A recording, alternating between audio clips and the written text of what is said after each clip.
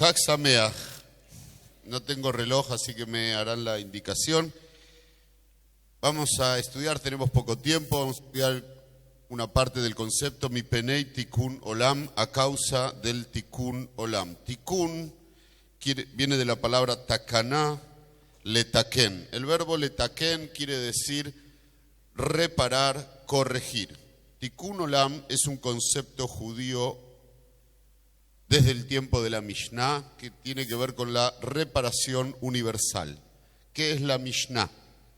Entonces, brevemente, después del Tanaj, de la Biblia hebrea, en nuestra biblioteca judía, tenemos el Talmud, que está compuesto por una primera etapa de sabios de entre aproximadamente el siglo II antes de la era común y el siglo II de nuestra era, que es la Mishnah.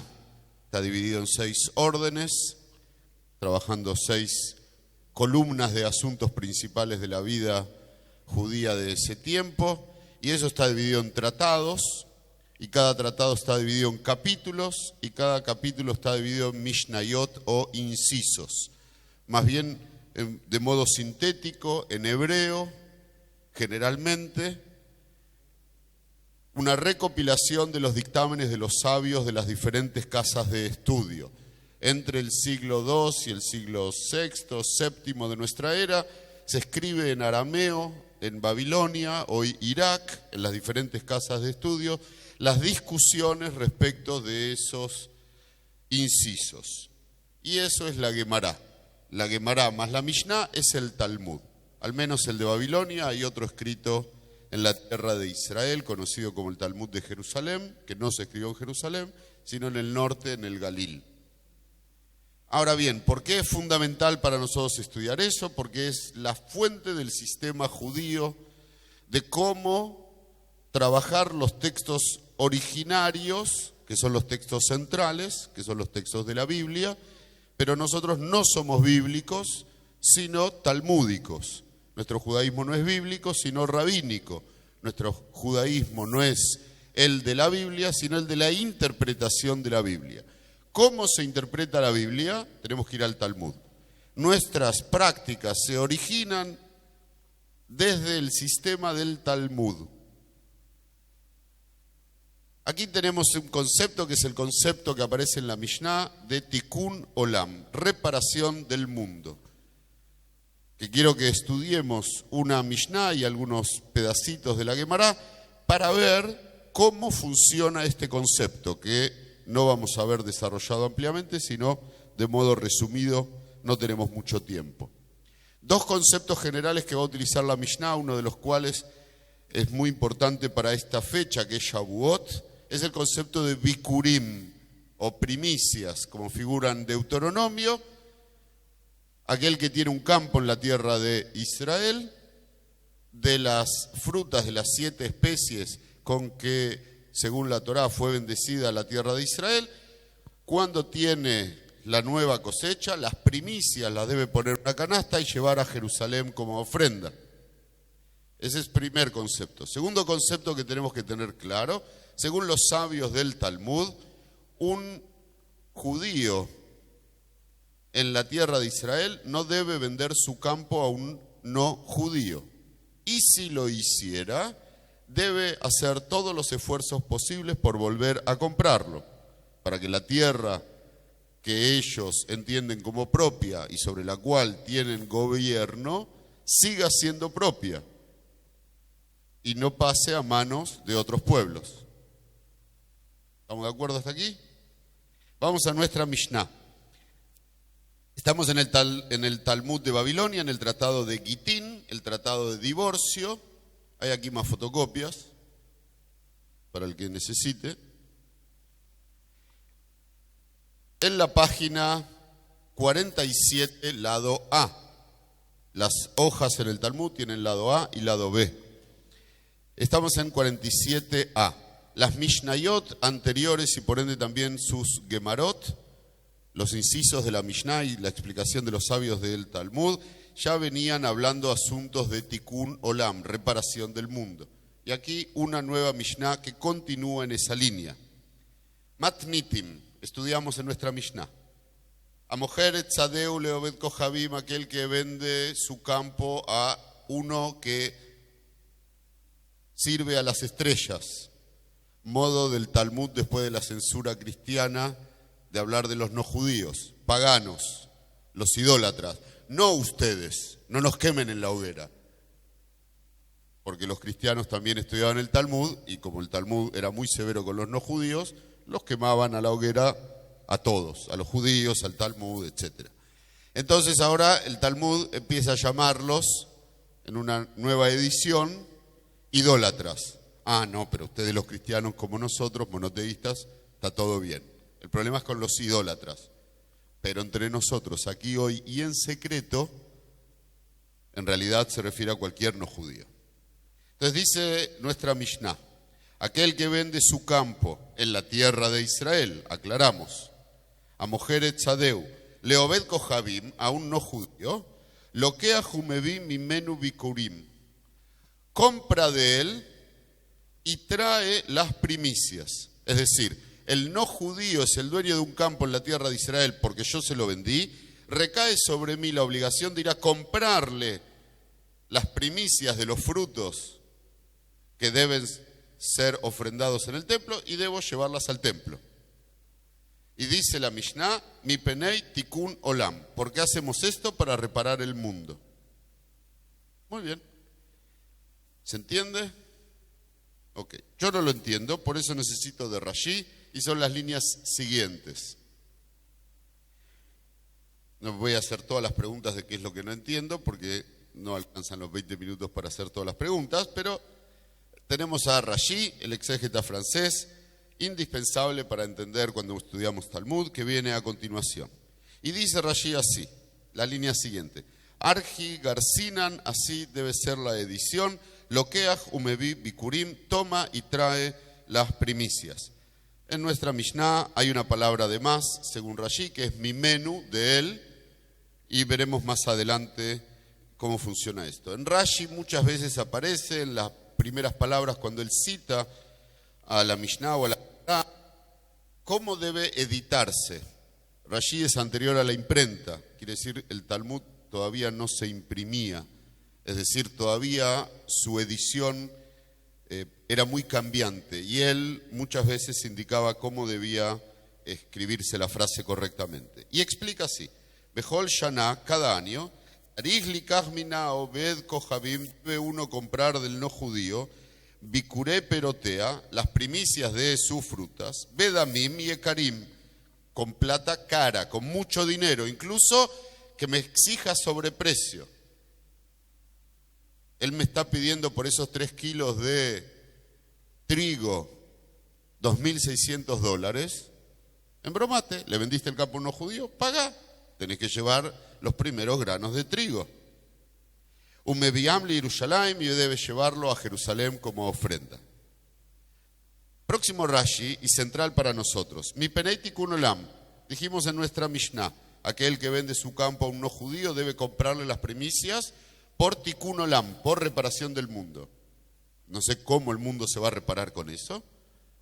Rashi dice así, Shelo yeh ragil limkor karka be'eretz Israel, que no sea costumbre de la persona vender la tierra en la tierra de Israel, que los dueños judíos de los campos en la tierra de Israel no se acostumbren a venderlo. Leobed kohabim, a un no judío. Begamim mahar, y aun que lo vendió, y atriach lachzor jarea belifdot, que se moleste a sí mismo volver detrás de ella, de la tierra, a comprarla, belifdot, y redimirla. No dice otra palabra, dice rescatarla del dominio del no judío sobre esta parcela de la tierra de Israel. Quiere decir que vemos aquí en Rashi claramente, Tikun Olam, reparar el mundo, quiere decir que hemos hecho una ley para que los judíos que viven en la tierra de Israel no hagan determinada cosa y si la hicieron, que vean el modo de repararla. Tikun Olam quiere decir, son leyes que llamamos takanot. Una takaná es una ley reparatoria, cuyo motivo es para reparar el orden social de nuestra sociedad. por cuanto que nuestra gente le pedimos que no le venda la tierra a los no judíos y lo hace igual, para reparar este asunto, para enseñarles a que no lo hagan y para que aquel que lo hizo pueda resarcirse a través de volver a comprar la tierra, ponemos una ley. ¿Cuál es la ley? Lo obligamos a llevar las primicias de esa tierra a Jerusalén, incluso pagando muy caro. ¿Se entiende? Otra vez, Tikkun Olam es una norma que establecieron los sabios de Israel para obligar a la gente a rectificar el camino mediante el cual se conducen, que no es como ellos desean. Eso es Tikkun Olam. ¿Cómo? Una suerte de ley que, parecido a la multa, castiga a la persona para que la persona rectifique su modo de conducta, ¿sí? La sociedad. Muy bien, la Guemará inmediatamente a continuación empieza a debatir en algún asunto que no vamos a ver a simple vista cómo se relaciona con nuestra Mishnah, pero se va a relacionar más adelante y lo vamos a estudiar. Guemará, dice el Talmud así: Amar Raba, dijo Raba, ya estamos ahora en la Guemará, Afalpi shein kinyan leobed kohabim beretz Israel, aunque sea que el no judío en la tierra de Israel no tiene kinyan, no tiene adquisición sobre la tierra, no compra, le afquía para expropiar midei maaser de las manos del diezmo. Es decir, la compra del no judío no le alcanza al no judío para quitarle a la tierra, cuando produzca una cosecha, la obligación del diezmo. Es decir, aunque sea que la adquisición que hace el no judío sobre la tierra no es suficiente para liberar a su cosecha del diezmo, Shenemar, ¿cómo lo sabemos? ¿Cuál es la prueba? Porque dice en el versículo, en Levítico 25-23, Ki li haaretz, porque para mí es la tierra. Entonces dice Dios en un versículo, porque para mí es la tierra, li kdushat haaretz, para mí es la santidad de la tierra. Y por ende, santidad sobre la cosecha, y por ende la obligación de sacar y separar los diezmos. ¿Estamos de acuerdo? Entonces, el no judío compra la tierra, dice Raba, pero su compra no es suficiente para quitarle la obligación a la cosecha de separar los diezmos. ¿Por qué? Porque para mí es la tierra, para mí es la santidad de la tierra.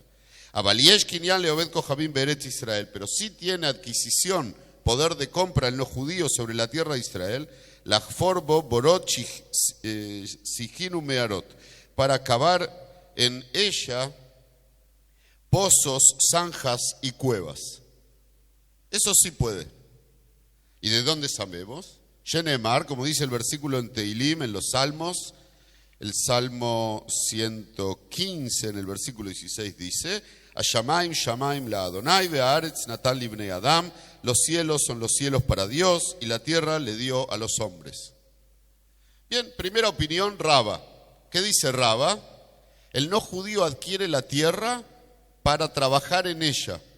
Puede hacer pozos, zanjas, cuevas, pero no para quitarle la santidad de separar los diezmos. ¿Está bien hasta aquí? ¿Estamos de acuerdo? Entonces, ¿qué quiere decir que no adquiere el no judío lo suficiente en la tierra de Israel como para quitarle la santidad, para separar los diezmos? Dice Rashi: Shein kinyan hulu, im kana obed kohabim karka baaretz, si un no judío adquirió una tierra en la tierra de Israel, en kinyanó kanui, su adquisición no adquiere lo suficiente, le afkia mikdushatá, como para expropiarle a esa tierra, de la tierra de Israel, su santidad. Shelotit hayem bemaaser, para que no sea obligada a separar los diezmos de su cosecha. De Israel a Konem Imenu, y un judío que le va a comprar a él a perot, los frutos, tzarich le hacer, tiene la obligación de separar el diezmo, porque la santidad de la tierra sigue sobre él, según la opinión de Raba. ¿Qué quiere decir cuando el versículo dice en los Salmos, los cielos son para Dios y la tierra le fue dada al hombre? Dice Rashi, le fue dada al ser humano, lejol tzorheyem, para todas sus necesidades. Y si necesita hacer un pozo, una zanja, una cueva, que haga lo que quiera. La puede trabajar. Ahora, no le puede sacar la santidad y hay que separar el diezmo. Esto es lo que opina Raba. Ahora vamos a ver lo que opina su contrincante. El Talmud es judío, es discusión. Rabbi Elazar Omer, ¿qué dice Rabbi Elazar? Todo lo contrario.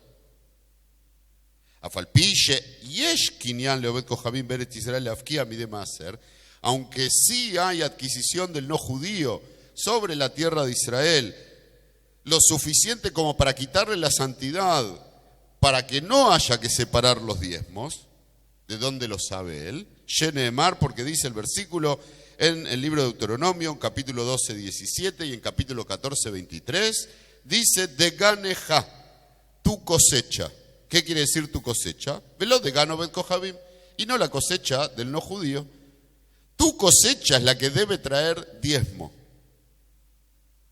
Ahí habla del segundo diezmo, pero los sabios aprenden para todos los diezmos. Tenemos poco tiempo. Tu diezmo, tu cosecha quiere decir la tuya, la del judío, y no la del no judío.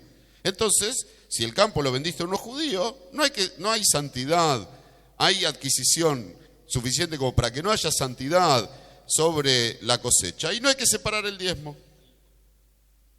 No hay tributo.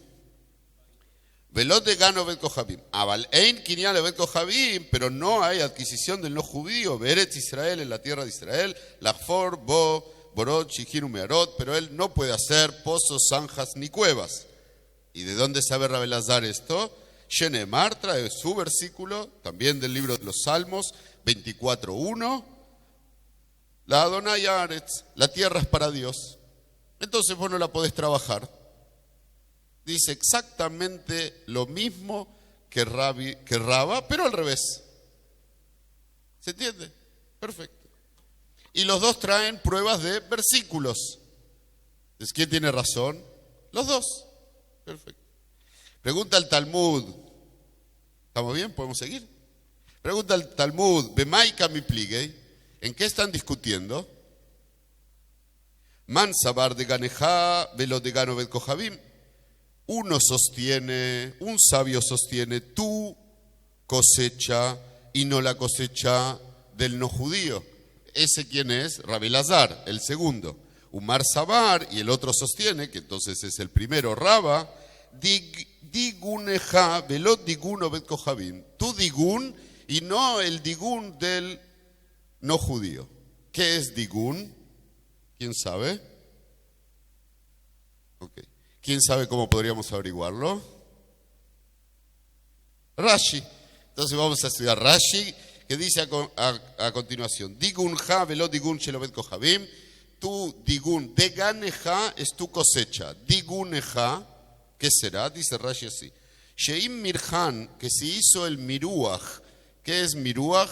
Miruach hakeri es cuando se termina de alisar y acomodar perfectamente la cosecha.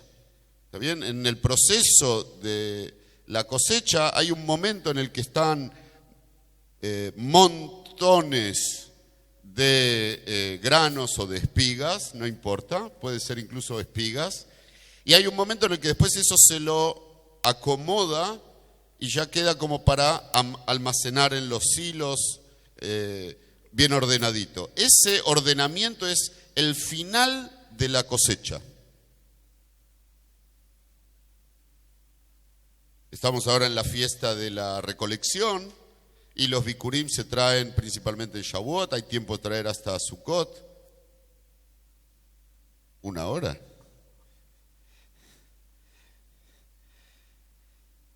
Muy bien, entonces dice Rashi así. Sheim mirhan obed kohabim, que si el final, el miruach, el final del ordenamiento lo hizo el no judío, vehen shelo, y son de él, beshaat miruach, el momento que él lo acomodó, sheugmar melachtan, que es el final del trabajo, le maaser, para sacar el diezmo, Miruach haobed kohabim potran. El hecho que el que lo acomodó la cosecha es el no judío, entonces lo exime, lo hace exento del diezmo. Afilu le quejan Israel beshibolim, aunque lo compró el judío todavía siendo espigas. Si el otro lo terminó de acomodar, no hay que parar diezmo. ¿Importa de quién es la tierra? No. Importa quién termina de ordenar el grano cosechado. Si lo terminó de ordenar el no judío, aunque sea en la tierra de un judío o en la tierra de un no judío, no se saca diezmo. Termina Rashi, Abal imik diló bekarka obed kohabim ulekahan Israel, pero sí lo hizo crecer en la tierra de un no judío, pero lo compró un judío, beshibolim, siendo espigas, un mirjan, y él hizo el miruach, lo terminó de acomodar, jaebim bemaaser, está obligado a traer el diezmo. De karka eretz Israel, beyad obed kohabim, lo ufkea kudushata, que una tierra de la tierra de Israel en manos de un no judío no pierde su santidad, y por eso lo que contamos es quién terminó de acomodarlo. Es decir, que según el Talmud, la discusión entre Rabba y Rabbi Elazar, muy diferente a como a nosotros nos sonaba en una primera lectura, es si aprendemos del versículo de Ganeja o Digunja. Según Rabbi Elazar aprendemos de Ganeja, tu cosecha.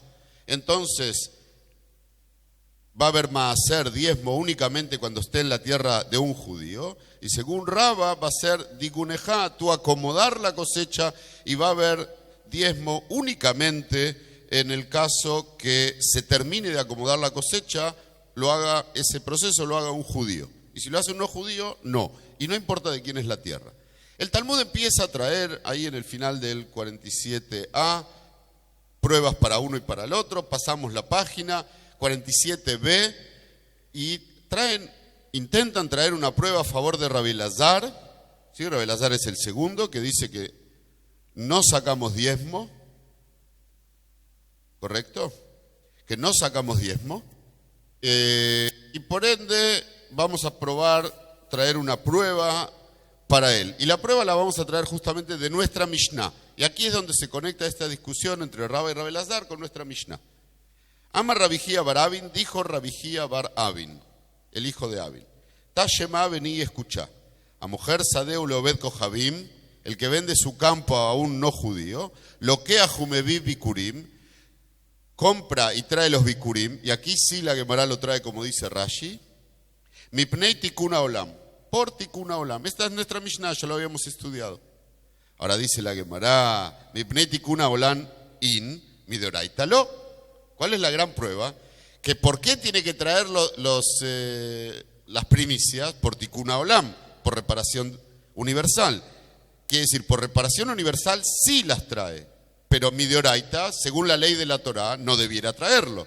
Claramente, el campo está exceptuado de traer las primicias, según nuestra Mishnah, porque ¿qué dice? De la Torá no tendría que traerlo, solamente lo trae por una takaná de los sabios, por un dictamen de los sabios, es decir, que según la Torá no tendría que traerlo, y si los bikurim son como el diezmo, tiene razón Rabbi Elazar. Vamos a saltear este Rashi que es largo porque me dijeron hace 3 minutos que me queda 1 minuto, pero explica básicamente lo que yo les acabo de decir. Y un detalle más que explica acá Rashi es que bikurim y diezmos son 2 lógicas diferentes. Porque los diezmos recaen sobre la cosecha que el judío va a tener provecho, ya sea para comerla o para venderla. Y si no le separa el diezmo, se llama tebel, y es algo sobre lo que uno no puede comer, no debe comer y no debe vender. Mientras que los bikurim, las primicias, es una regla que recae sobre la tierra. Y entonces sacamos a Rabba y a Rabbi Elazar en su debate sobre de Ganejá o Digunejá, y volvemos al debate sobre la tierra.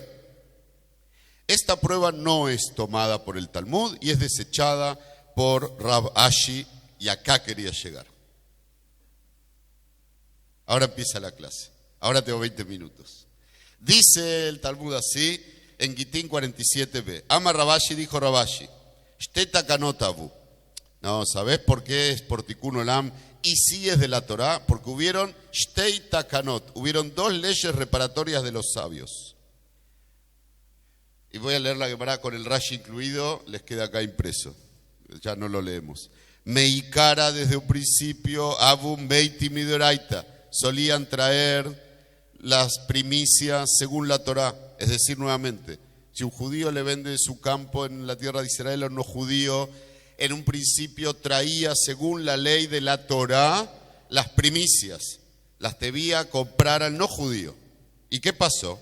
Que Evan de Hazu, por cuanto que vieron, ¿quiénes? Los sabios, de Kamikre Umezable, que lo que sucedía era que la gente vendía los campos,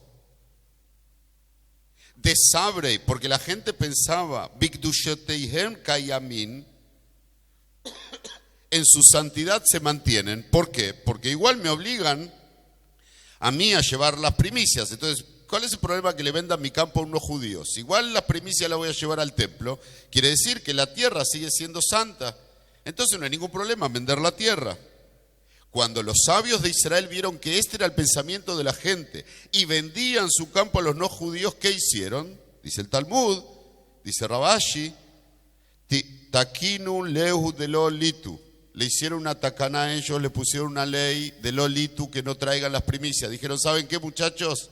A partir de mañana nadie más lleva las primicias de los campos de los no judíos de la tierra de Israel. ¿Para qué? Para que se den cuenta, hizo una tacaná de Tikkun Olam, una reparación, para que se den cuenta la gente que la tierra pierde su santidad y entonces no la vendan a los no judíos. ¿Están conmigo? ¿Se dan cuenta, no? Los sabios decidieron que, a pesar de que la ley de la Torá dice hay que llevar las primicias, no las llevamos más.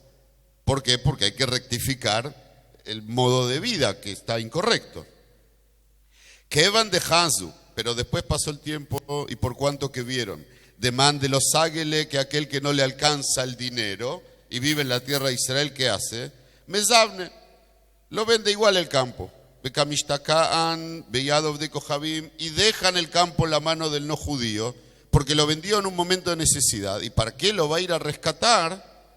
No hay ninguna necesidad. Porque él necesitaría volver a comprar ese campo.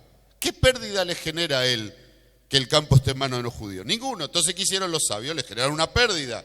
¿Qué hicieron? Hadar tiknu leu delitu. Volvieron y fijaron una ley reparatoria que sí debe traer los bikurim. Entonces ahora te va a costar plata y el no judío te va a cobrar más caro y ahora vas a ver cómo vas a querer volver a comprar el campo. Hasta aquí la Gemara, solo a modo de cierre breve porque estoy excedido en el tiempo. Tikkun Olam es un concepto que cambiamos leyes. Como vemos en el Talmud, estamos dispuestos a anular una ley de la Torá. La Torá dice claramente debe traer las primicias, le decimos que no la traiga. ¿Por qué? Porque queremos que la gente se comporte de un modo. ¿Qué pasa si pasan los años y la gente no se comporta de ese modo? Y nosotros detectamos que piensan diferente. Generamos una segunda ley reparatoria que vuelve al lugar primario. Entonces, por eso no es prueba para Rabbi Elazar, porque no es que de la Torá no debían traer, de la Torá sí debían traer. Pero hubieron 2 momentos donde, por los motivos de lo que la gente pensaba y hacía, hicieron takanot, leyes reparatorias, por Tikkun Olam, para enderezar la cosa. ¿Cuántas de nuestras leyes no han sido cambiadas para reparar? ¿Cuántas de las cosas que hacemos o de las que dejamos de hacer, sin que nos preocupe cuál es la ley de la Torá, de Dios? Acá somos una tradición que estudiamos qué la gente hace y qué la gente piensa. ¿Qué ley reparatoria vamos a poner hoy nueva? Incluso para cambiar la que ya hicimos nosotros, porque los tiempos cambiaron, porque la gente piensa y hace de otro modo. Tikkun Olam quiere decir tener en cuenta nuestra historia, tener en cuenta nuestro contexto, cómo la gente piensa, cómo la gente se comporta y ver, para volver al espíritu de la Torá, cómo rectificamos y cómo vamos cambiando nuestras prácticas. Hag Sameach.